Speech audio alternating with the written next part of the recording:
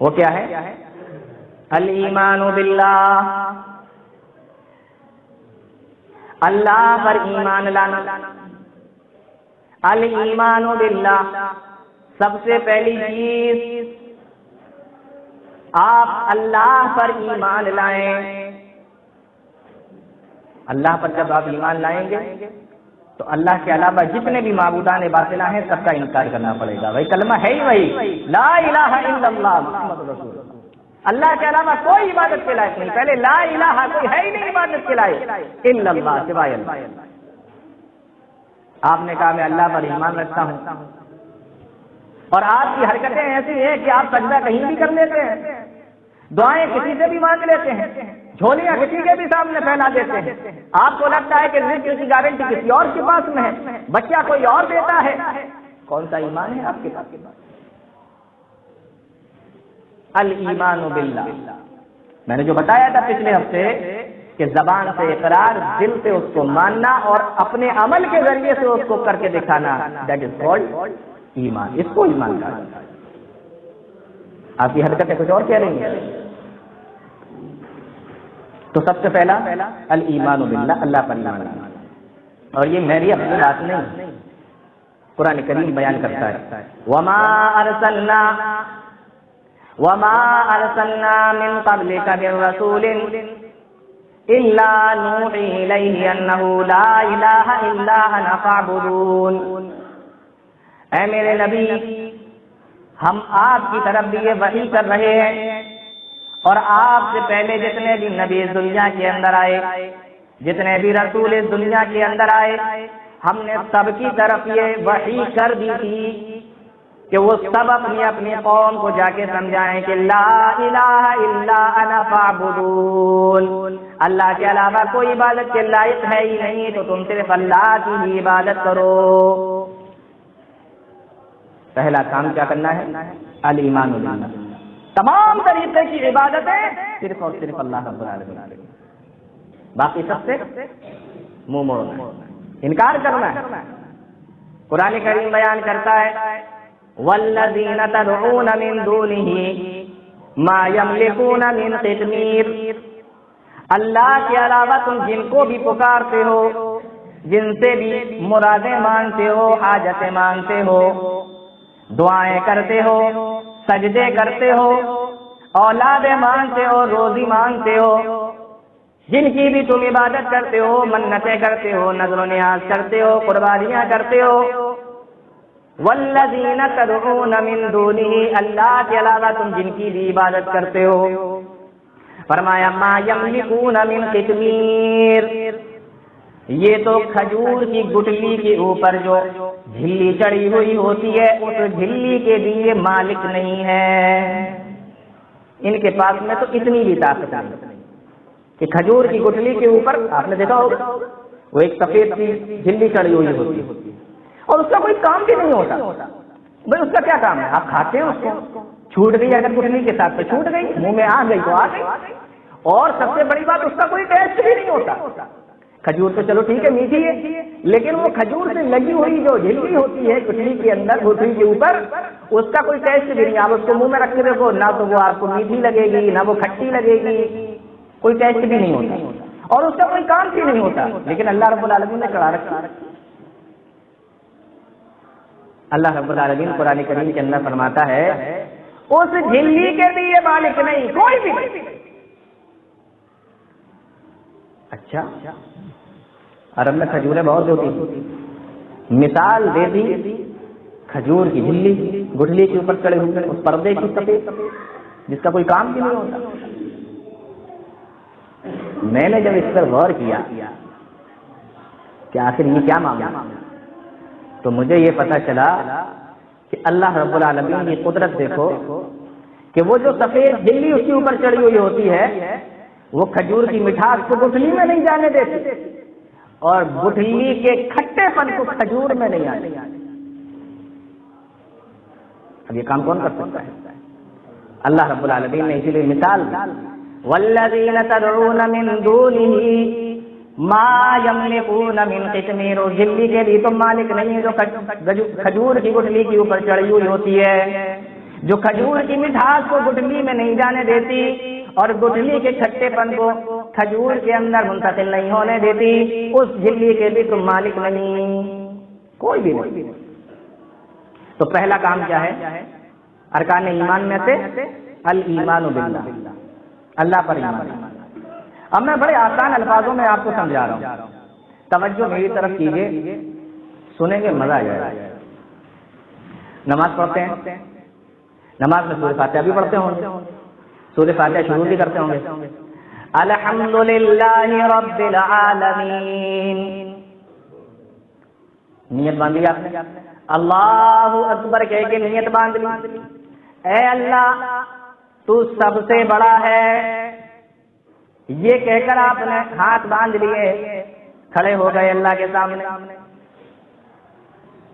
الحمدللہ رب العالمین آپ نے قرأت شروع کر دی، دعائے ثنا کے بعد اعوذ باللہ اور بسم اللہ پڑھنے کے بعد آپ نے کہا الحمدللہ رب العالمین۔ ترجمہ کیا ہے؟ جی ترجمہ وہی ہے جو آپ کے بھی ذہن میں آ گیا ہوگا اور جو میں بھی کرنے والا ہوں۔ ترجمہ وہی ہے کہ تمام تعریفیں اس اللہ کے لیے جو سارے جہانوں کا پالنے والا ہے، سارے جہانوں کا رب ہے، الحمدللہ رب العالمین۔ تمام تعریفیں اس اللہ کے لیے جو سارے جہاں کا رب ہے۔ اب یہ آیت کو مجھے سمجھانا ہے بس آج کے جو میں ہزاروں بار پڑھا ہوگا، ہزاروں بار سنا ہوگا، ترجمہ یاد ہے، بس یہ آیت سمجھ لیجئے کہ آپ الایمان باللہ سمجھ گئے، اللہ پر ایمان کیا ہے۔ کہا گیا الحمدللہ، تمام تعریفیں اللہ کے لیے۔ اب سوال پیدا ہوتا ہے کہ کیوں؟ یہ تو آپ نے دعویٰ کر دیا،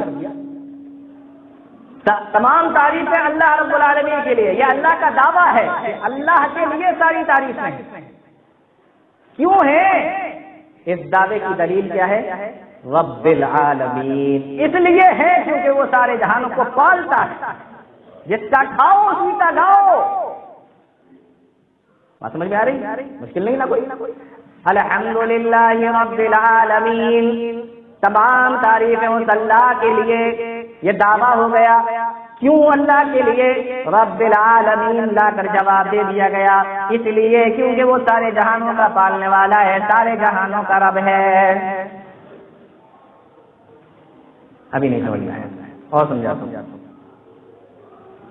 رب، لفظ رب کس کو کہتے ہیں؟ رب کے معنی ہوتا ہے پالنے والا، عالمین سارے جہان کا پالنے والا۔ لیکن پہلے رب کو سمجھیں گے پھر عالمین کو سمجھیں گے۔ رب کہتے ہیں پالنے والے، اللہ سارے جہانوں کا پالنے والا ہے اور اتنا زبردست پالنے والا ہے۔ مان لیجئے کسی کے یہاں بچہ پیدا ہوا،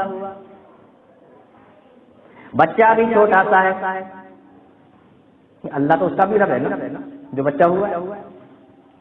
بچہ چھوٹا سا ہے، 1 گھنٹہ یا 2 گھنٹہ یا 4 گھنٹہ جو بھی ٹائم بیتا، اب بچے کو بھوک لگی، دنیا میں آیا، کھائے گا بھی پیے گا بھی، بچے کو بھوک لگی، ماں نے سوچا لاؤ بچے کو دودھ پلا دیتی ہے، چھوٹا سا بچہ ہے۔ ماں نے اپنے اس چھوٹے سے بچے کو لیا اور اپنے سینے تک لے کر آئی اور اپنے پستان کو اس بچے کے منہ میں رکھ دیا۔ بچے کے پستان میں بچے کے منہ میں جب وہ پستان گئی، بچے نے اس کو چوسنا شروع کر دیا، بچے کا پیٹ بھر گیا۔ بتانا میں یہ چاہ رہا ہوں، غور سے سننا، وہ اتنے چھوٹے سے بچے کے دماغ میں یہ بات کس نے ڈالی کہ یہ جو تیرے منہ میں آیا ہے اس کو تو چوسے گا تو تیرا پیٹ بھر جائے گا۔ الحمدللہ رب العالمین۔ ماں بتا سکتی ہے کہ جو میں تجھے دے رہی ہوں تیرے منہ میں اسی کو چوسنا ہے، اور اگر ماں کہہ بھی دے گی تو بچہ سمجھ جائے گا، ڈاکٹر سمجھائے گا سمجھ جائے گا، باپ کہہ دے گا اگر اس بچے سے بچہ سمجھ جائے گا۔ کس نے بتایا پھر کہ یہ جو منہ میں آئے، ماں کا کام منہ کے اندر ڈالنا تھا، لیکن اس کو چوسنا بھی ہے، یہ کس نے بتایا؟ اسی کو کہتے ہیں رب. الحمدللہ رب العالمین، تمام تعریفیں اس اللہ کے لیے جو سارے جہان کا رب. اچھا اور سنیے، اگر آپ عربی لغت اٹھا کر دیکھیں گے تو لغت کے اندر آپ کو ملے گا، جیسے آپ دیکھیں رب کے معنی ڈھونڈنا ہے، عربی لغت دیکھیں تو آپ کو ملے گا رب. اس کے آگے لکھا ہوگا انشاء الشیء حالا فحالا الی حد التمام. یہ اس کی تعریف لکھی ہوگی عربی. کیا مطلب؟ رب کہتے ہیں ایسی ذات، غور سے سننا، یہ تعریف سمجھ میں نہیں آئی تو کچھ سمجھ میں نہیں آئے گا. رب کہتے ہیں ایسی ذات جو کسی چیز کو درجہ بدرجہ پالتے ہوئے اس کے آخر تک پہنچا دے، اس کے کمال تک پہنچا دے، اس کے لاسٹ تک پہنچا دے. کسی چیز کو درجہ بدرجہ، دھیرے دھیرے، لحظہ بلحظہ، وقت سیکنڈ ٹو سیکنڈ اس کو پالتے ہوئے دھیرے دھیرے دھیرے وہاں تک پہنچا دے جہاں تک اس کو پہنچا. اس پہنچانے والے اور اس پالنے والے کو کیا کہتے ہیں؟ رب. اگر یہ تعریف سمجھ میں آ گئی ہوگی تو آپ کو رب کے معنی ابھی سمجھاتا ہوں.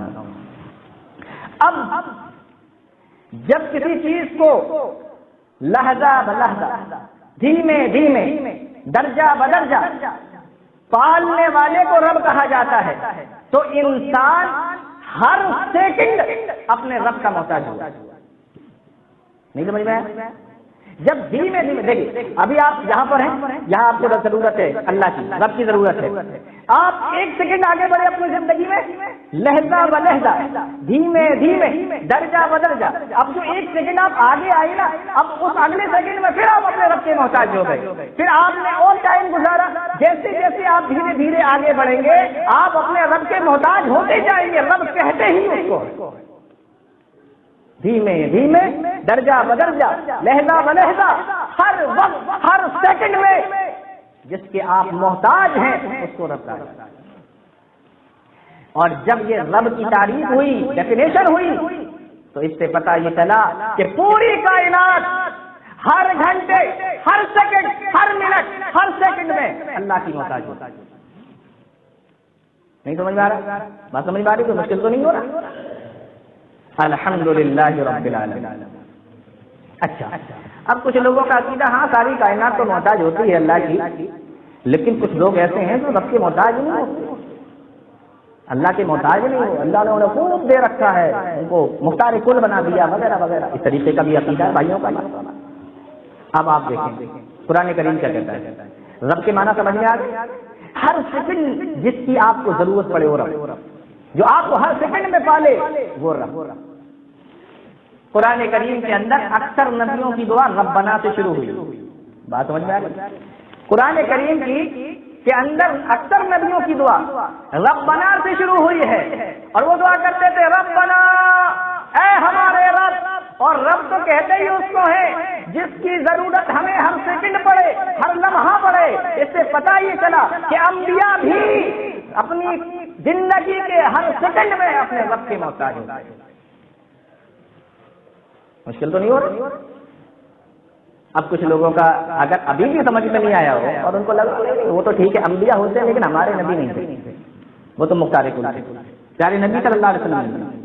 قرآن کریم میں اللہ رب العالمین نے فرمایا، بڑی مشہور سورت ہے، سبح اسم ربک اعلیٰ. اے میرے نبی آپ اپنے رب اعلیٰ کی یعنی بلند والا رب کی تعریف کیجیے، پاکی بیان کیجیے. یہ کس سے کہا جا رہا ہے؟ آپ اپنے رب کی تعریف بیان کیجیے، پاکی بیان کیجیے. کس سے؟ جناب محمد رسول اللہ صلی اللہ علیہ وسلم. معلوم یہ ہوا کہ پیارے نبی صلی اللہ علیہ وسلم بھی ہر سیکنڈ، ہر لمحہ، ہر وقت اللہ رب العالمین کے محتاج تھے. رب کا معنی سمجھ میں آ رہا ہے؟ الحمدللہ رب العالمین، یہ ہے اللہ رب العالمین. آپ نے نماز میں کہا الحمدللہ رب العالمین، تمام تعریفیں اس اللہ کے لیے جو سارے جہانوں کا پالنے والا ہے، سارے جہانوں کا رب ہے، سارے جہاں کا پروردگار ہے. الحمدللہ رب العالمین. اب رب کے معنی تو سمجھ میں آ گیا، کہ ہر سیکنڈ میں جس کی ضرورت پڑے، جو ہمیں ہر سیکنڈ پالے اور درجہ بدرجہ ہمیں پالتے ہوئے ہماری موت تک لے جائے، ہماری اینڈ تک لے جائے، اس کو رب کہا جاتا ہے۔ رب کے معنی سمجھ میں آ گیا؟